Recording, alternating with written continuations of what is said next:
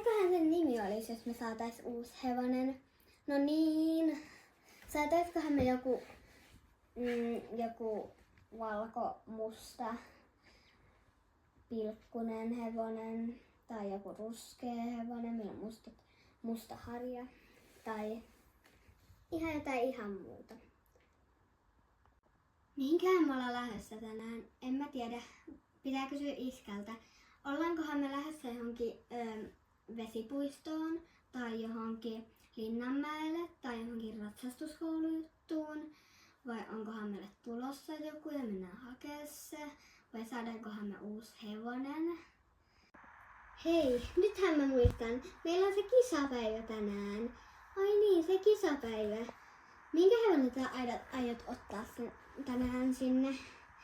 En mä tiedä. Pitää kysyä tallinomistajalta. Hei, meidän kyytikin on valmiina jo.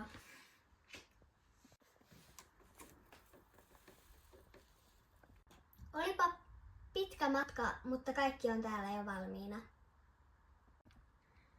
Mitenköhän menee meillä molemmilla? Hyvin se varmaan menee. Toivottavasti. Niin.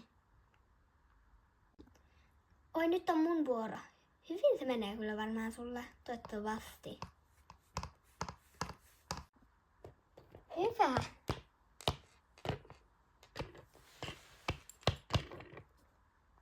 Oi, nyt on meidän vuoro. Mennään. Pii.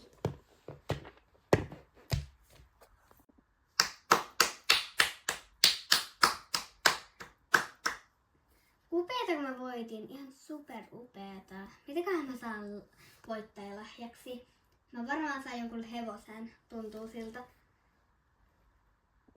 Hurraa, hurraa, hurraa. Hurraa, hurraa, hurraa. Tosi upeeta. Laitetaan vaan hevoset tänne talliin ja sitten lähdetään kotiin. Heippa tytöt! Oi, Dansikin tuli. Moi poika. Down like lightning.